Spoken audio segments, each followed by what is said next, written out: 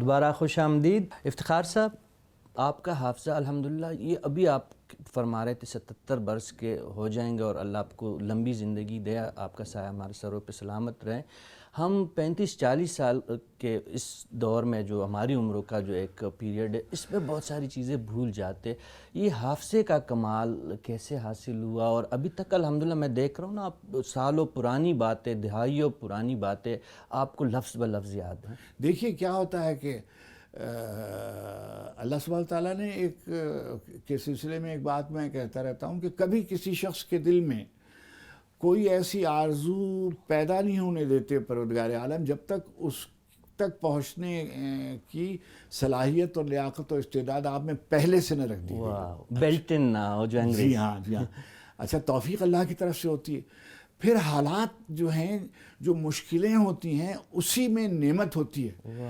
دیکھیے میرے گھر میں جیسے میں کہتا رہتا ہوں کہ روشنی نہیں تھی اور میں لالٹین کی روشنی میں پڑھتا تھا, تو اب اس وقت تک جتنی دیر روشنی ہوتی تھی اتنی دیر جو پڑھتا تھا وہ روشنی بجھ جانے کے بعد اس کو تازہ کرتا رہتا تھا. یونیورسٹی جانے کے لیے سواری نہیں ہے تو اب میں پیدل سفر پہ گھر سے یونیورسٹی جا رہا ہوں. یعنی آپ نے وسائل کی کمی اور مشکلات کو ایک ذریعہ بنایا. میں نے نہیں بنایا, اللہ سبحانہ تعالیٰ نے ایسی صورت پیدا کر دی کہ کوئی دیکھیے اب میں جیسے یہاں سے وہاں جا رہا ہوں اور میرے پاس گاڑی نہیں ہے اور تو میں کیا کروں گا. تو وہ یہی سب کر سکتا تھا نا, میرے پاس کوئی. تو یعنی جو میری مشکل تھی وہی میرے کام آئی, اس لیے کہ جو میں نے اشعار یاد کیے, جو میں نے نام یاد کیے, جو میں نے اپنے بہت سے, جیسے فرض کیجیے مجھے ایک زمانے میں, ابھی تو میں شاید بھولتا ہوں گا, کہ جیسے کہ بنو امیہ میں اتنے خلفاء ہوئے, یا بنو عباس میں اتنے خلفاء ہوئے, یا ہمارے پورے شجرہ نصب اور پوری یہ نام شاید یہ سب یاد رہتے تھے.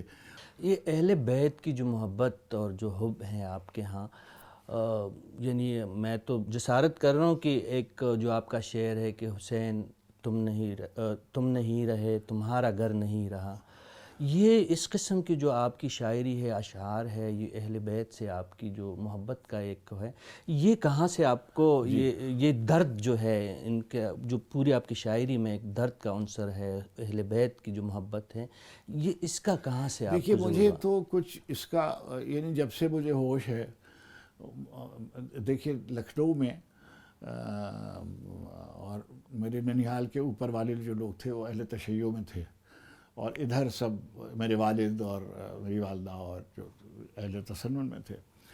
لیکن میں ان دونوں میں سے کسی نے مجھے یعنی مجبور نہیں کیا کہ میں کیا کروں کیا نہ کروں.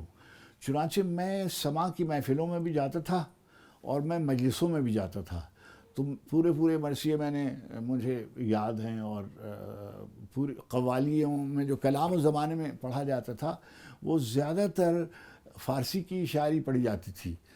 وہ بھی دوسری بات جس کی طرف آپ نے اشارہ کیا, ذرا احتیاط سے ایک بات کہنے لگا ہوں کہ جو حنفی ہیں مسلکن, جو لوگ حنفی ہیں, اور چاروں فقیہ جن کو ہم ائمہ اربعین کہتے ہیں, ان میں سے تمام لوگ اصرار کرتے ہیں اہل بیت سے محبت پر.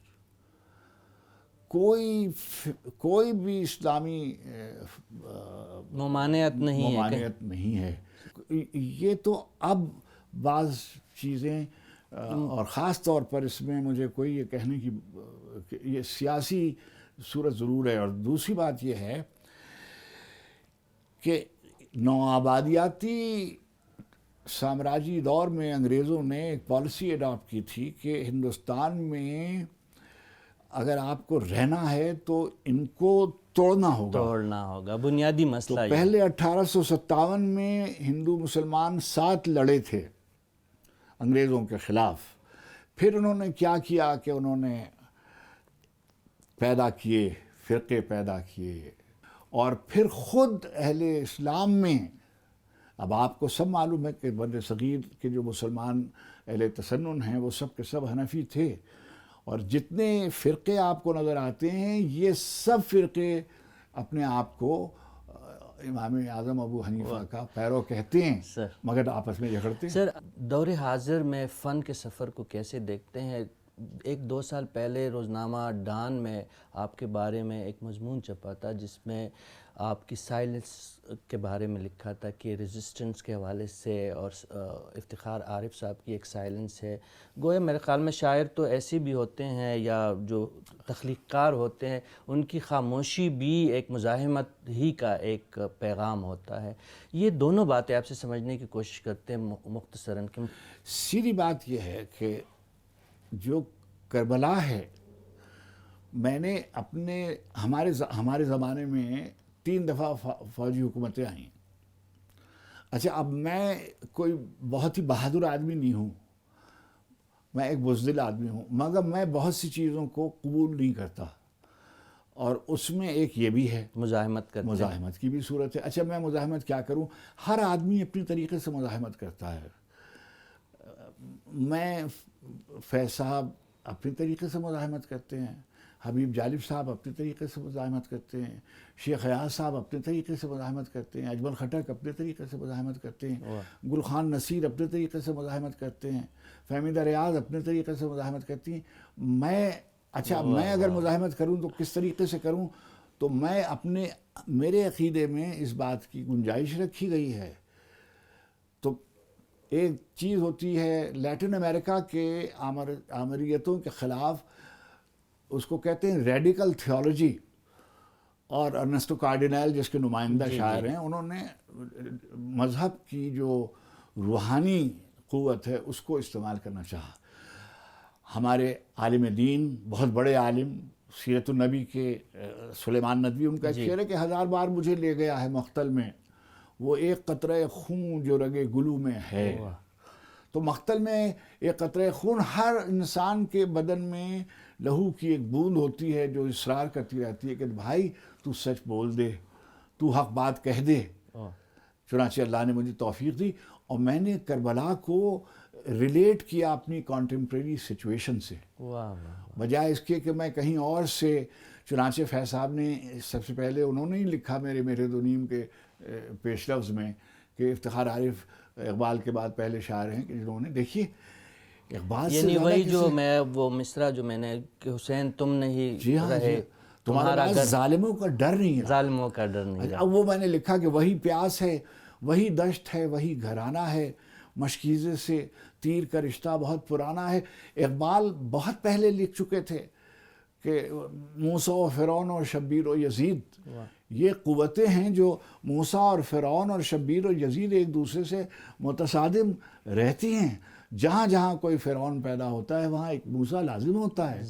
اور اسلام کی تاریخ میں آپ صاحب علم آدمی ہیں، صاحب مطالعہ آدمی ہیں، آپ نے دیکھا ہوگا کہ حضرت مولانا ابوالحسن علی ندوی نے ایک کتاب لکھی ہے تاریخ دعوت و عزیمت، اور اس میں انہوں نے لکھا ہے کہ نبی کریم علیہ الصلوۃ والتسلیم کے بعد سے لے کر آج تک مسلمانوں کی تاریخ میں کبھی کوئی ایسا دور نہیں آیا کہ جنہوں نے، جب علماء نے اور ظلم کے خلاف آواز نہ اٹھائی ہو. تو ظاہر ہے. اچھا، اب مجھے کیا ضرورت ہے کہ میں کسی باہر کے، یعنی وہ سب بھی محترم ہیں جی، لیکن میں نے ان لوگوں سے، میں نے فرض کیجئے میں نے ابو ذر غفاری پر، دیکھیے ایک شعر پڑھ کر آپ سے، کہ یہی شیخ حرم ہے جو چرا کر بیچ کھاتا ہے، گلی میں بوزرو دلق اویسو چادر زہرا. اچھا، اب یہ جو 3 لفظ لکھے ہیں، یہی شیخ حرم ہے، یہی شیخ حرم ہے جو چرا کر بیچ کھاتا ہے، گلی میں بوزرو دلق اویسو چادر زہرا. اب یہ 3 رویے ہیں، تو میں نے ان سے استفادہ کیا. اور اقبال نے جو کوئی رمز قرآن از حسین آموختیم، رمز قرآن از حسین آموختیم، ذاتش او شعلہ اندوختیم، تا قیامت قطع استبداد کرد، موج خون او چمن ایجاد کرد، نقش اللہ بر صحرا نوشت، سطر عنوان نجات ماں نوشت. یہی کہ ہاتھی کے پیر میں سب کے پیر. جی ہاں، نوائے حیدرو، اور کیا کہ نعرہ حیدر نوائے بوزر است، نعرہ حیدر نوائے ابوذر است گرچہ از حلق بلال و قمبر است. تو میں نے ابو ذر پہ یا حجر ابن عدی پر یا بلال پر یا حسین پر یا حر پر جناب زینب. ابھی دیکھیے ابھی آپ نے عورتوں کا دن جی بڑے زور و شور سے منایا. میرے دوستوں نے اور مجھ سے محبت کرنے والوں نے میری ایک پرانی نظم اس پہ ڈالی ہوئی تھی کہ خدیجہ فاطمہ زینب اسلامی تاریخ میں نہیں دنیا کی تاریخ میں کبھی ایسا نہیں ہوا کہ 3 مائیں واہ ام المومنین حضرت خدیجہ بیوی جی ایک پیغمبر کی بیوی، فاطمہ ایک صحابی کی ایک امام کی بیوی، زینب ایک بہن جی، ماں بیوی بہن، 3 مثالیاں آپ کے پاس موجود ہیں. آپ کو ادھر ادھر دیکھنے کی ضرورت نہیں ہے، آپ کے رول ماڈل آپ کے سامنے. سر آخری میں گزارش کریں گے آپ سے، استدعا ہے کہ اپنی پسند کی کوئی کلام ہماری نظر کر دیجیے گا. دیکھیے جو میری آخری جو غزل ہے اس کے 4 شعر سنا لیتا ہوں. ضرور. میں گیا ہوا تھا، مجھے لے گئے تھے وہ حضرت شمس تبریزی کی قبر ہے خوئی میں تبریز کے پاس، تو اس کی اثر نو تجدید ہوئی ہے تو میں بھی اس تقریب میں شامل تھا. وہاں میں نے ایک غزل لکھی تھی، اس کے شعر: میان عرصہ موت و حیات رقص میں ہے، میان عرصہ موت و حیات رقص میں ہے، اکیلا میں نہیں کل کائنات رقص میں ہے. واہ.